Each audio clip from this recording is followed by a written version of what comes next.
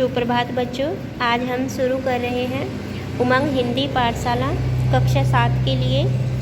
आज हम पढ़ेंगे चैप्टर 13 पाठ 13 और हमारे इस पाठ का नाम है महिलाओं का अपना बैंक। देखिए इसमें लेखक क्या कहता है कि आज के समाज में जो है, आज की जो युग है उसमें जो महिला है पुरुषों से कंधा मिलाकर काम कर रही है। वे अपने आप को एक पुरुष प्रधान समाज में ऊंचा स्थान दिलवा चुकी हैं। हमारी बहुत सी ऐसी महिलाएं हैं जिन्होंने समाज में अपना ऊंचा स्थान किया है। बहुत सी ऐसी महिलाएं हैं जिनमें इंदिरा गांधी, प्रतिभा पाटिल, किरण बेदी, कल्पना चावला आदि हैं। ऊंचे पद व ऊंचे स्थान पर कुछ भी दूर नहीं है नारी की पहुंच से। वह आज एक हवाई जहाज भी चला सकती है, एक मल्टीनेशनल कंपनी भी चला सकती है। यहाँ हम एक ऐसे संस्थान का जिक्र कर रहे हैं जिसे महिलाएं सिर्फ महिलाओं के लिए चलाती हैं। 1972 में श्रीमती लीबी लोबो सरदेसाई ने सोचा कि क्यों न हम महिलाएं कुछ रकम जमा करें जो संकट की घड़ी में एक दूसरे के काम आए।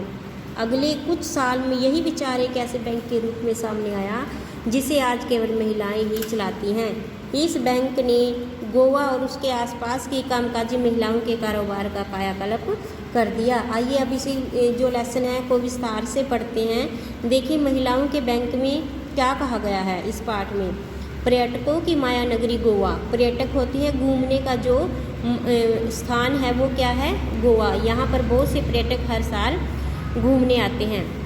बड़े दिनों की छुट्टियां बिताने के दौरान वहां के बारे में कई रहस्य उद्घाटन हुए, कई रोचक अनुभव हुए। उन्हीं में से एक था पणजी स्थित विमेंस कोऑपरेटिव बैंक से परिचित होना।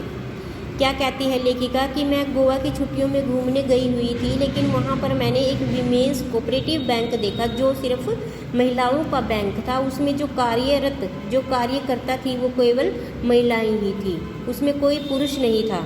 तो यह सब देखकर जो लेखिका है बहुत हैरान रह गई कि मैं कमरा कंधे पर लटकाए पणजी की सड़कों पर टहल रही थी। हर 4-5 दुकानों में एक दुकान काजू किशमिश की दिखाई दे रही थी। अचानक उन्हीं दुकानों के बीच दिखा एक चौंकाने वाला sign board, women's cooperative bank. लेखिका कहती है जब मैं गोवा की सड़कों पर टहल रही थी तो उन दुकानों के बीच मैंने एक साइन बोर्ड देखा जिस पर विमेंस कोऑपरेटिव बैंक लिखा हुआ था। इससे पहले गोवा की गलियों में औरतों को चीकू, संतरे और लौंग इलायची बेचते देखा गया था। क्रिसमस और नए साल की पूर्व संध्या पर नाचते थिरकते भी देखा गया था, पर केवल महिलाओं के नाम पर उन्हें बैंक सरीखी संस्था चलाते देखने की तो कल्पना भी नहीं की थी। मैं तुरंत उस बैंक के भीतर पहुंची। लेखिका कहती है कि उस बैंक को देखकर मैं उसके भीतर गई। भीतर होता है अंदर। मैंने देखा कि सभी काउंटरों पर केवल महिलाएं ही काम कर रही हैं। मैं एक काउंटर के पास पहुंचकर क्षण भर को ठहर गई। काउंटर के उस पार कार्यरत महिला को लगा होगा कि मैं नया खाता खुलवाने आई हूँ। मेरे स्वागत में उसकी नज़रें उठी और उन्होंने कहा यस मैडम। मैंने बताया मैं तो यह देखने के लिए भीतर चली आई हूँ कि यह क्या वाकई ही यह केवल महिलाओं का बैंक है, और अब आ ही गई हूँ तो इसके बारे में विस्तार से जानना चाहती हूँ। मेरी इच्छा जानकर वह बद्दर महिला अपनी अध्यक्षता से मिलाने उनके कैबिन में ले गई। मेरी बैंक की अध्यक्षता श्रीमती प्रिया एस भावे ने बताया कि यह बैंक पूर्ण रूप से महिलाओं का ही बैंक है। यह केवल महिलाओं के द्वारा उन्हीं की पूंजी से उन्हीं के कल्याण को ध्यान में रखकर चलाया जा रहा है। सन 1973 में इस बैंक की स्थापना श्रीमती लीबी लोबो सरदेसाई नामक एक कैथोलिक महिला ने की थी।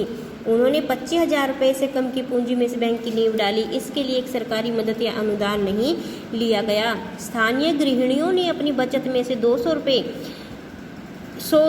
रुपये बैंक में जमा करके इस विकास की शुरुआत की। इसकी स्थापना का मूल उद्देश्य स्थानीय महिलाओं को रोजगार के बेहतर अवसर उपलब्ध करवाना और परिवार में उनकी स्थिति को मजबूत बनाना था। गोवा में स्त्रियां अचार, मसाले, पापड़ जैसे छोटे पैमाने के कई रोजगार करती हैं। बैंक द्वारा ऋण मिलने से उनके लिए अपने व्यवसाय को बढ़ाने के अनेक अवसर खुल गए। शुरू में बैंक में केवल 4 महिलाएं कर्मचारी थी, आज उनकी संख्या दर्जनों में है। बैंक की 8 निर्देशिकाएं हैं।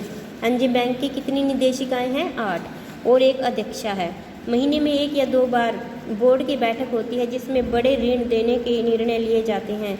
अध्यक्षा को अपने विवेक से केवल 5,000 तक के ऋण देने का अधिकार है। पहले केवल शादी ब्याह और कारोबार के लिए ऋण दिए जाते थे, पर अब भवन निर्माण के लिए भी बड़ी तादाद में ऋण दिए जाने लगे। आज बैंक के पास अपनी 2 करोड़ की पूंजी है और लगभग 5,000 महिलाएं इसकी शेयर होल्डर हैं। गोवा के अन्य शहरों में भी इसकी शाखाएं खोलने के लिए प्रयास किए जा रहे हैं और रिजर्व बैंक से मदद लेने के लिए खतों-खिताबत भी चल रही है। प्रिया जी की बातों से भरपूर आत्मविश्वास टपक रहा था। लेखिका कहती है कि प्रिया जी की बातों से भरपूर आत्मविश्वास टपक रहा था। देखने में आकर्षक वह युवा महिला पूरी तरह अपने काम के प्रति समर्पित थी। मैं सोच रही थी शायद ये घर गृहस्थी के बोझ से मुक्त हो। आखिरकार जिज्ञासावश मैंने पूछ ही लिया कि वह धीरे से हंसी। मेरा विवाह 18 साल की उम्र में हो गया था। मेरे पति डॉक्टर हैं और किशोर आयु के 2 मेरे बच्चे हैं। घर गृहस्थी भी देखती हूँ। यह काम करने वाली सभी महिलाएं गृहिणियाँ हैं। इन्होंने खुद अपने प्रयासों और लगन से यह काम सीखा है। मैं पिछले 5 सालों से इस बैंक से जुड़ी हूँ। मेरे पास भी बैंकिंग की कोई ट्रेनिंग नहीं थी, पर कड़ी मेहनत और लगन के बल पर मैंने सब कुछ सीखा। मैंने गोवा से बाहर मुंबई, पुणे शहरों में जाकर बैंकिंग का प्रशिक्षण प्राप्त किया और अपने काम में पारंगत हुई। इस बैंक से कितनी स्थानीय महिलाएं लाभान्वित हुई यह बताते हुए वे बोली, आज से कुछ साल पहले जो महिलाएं सड़कों के किनारे अपना सामान छोटी छोटी टोकरियों या जमीन पर फैलाकर बेचा करती थी, अब उनके पास अपनी दुकानें हो गई हैं और उन्हें अपने व्यापार को बहुत बढ़ा लिया है। सबसे बड़ी बात यह है कि इससे परिवार में भी उनका रुतबा ऊंचा हो गया है। रुतबा होता है स्थान। गोवा में औरतों की जो स्थिति है बयान करने के उद्देश्य से उन्होंने कहना जारी रखा, यहाँ औरतों पर किसी प्रकार का दबाव नहीं है। वे हर क्षेत्र में पुरुषों से कंधा मिलाकर चलती हैं। ईसाई और हिंदू समुदाय में सद्भावना और सामंजस्य है। खान पान और पहनावे के अलावा दोनों के तौर तरीके लगभग एक से हैं। जितनी स्वतंत्र कैथोलिक महिलाएं हैं उतने हिंदू भी। जितना वे घरों से बाहर निकलकर काम कर रही हैं उतना ही हिंदू महिलाएं भी कर रही हैं। उदाहरण आपके सामने है। इस बैंक की 8 निर्देशिकाओं में से 7 तो पारंगत हिंदू घरों से ही हैं। धन्यवाद।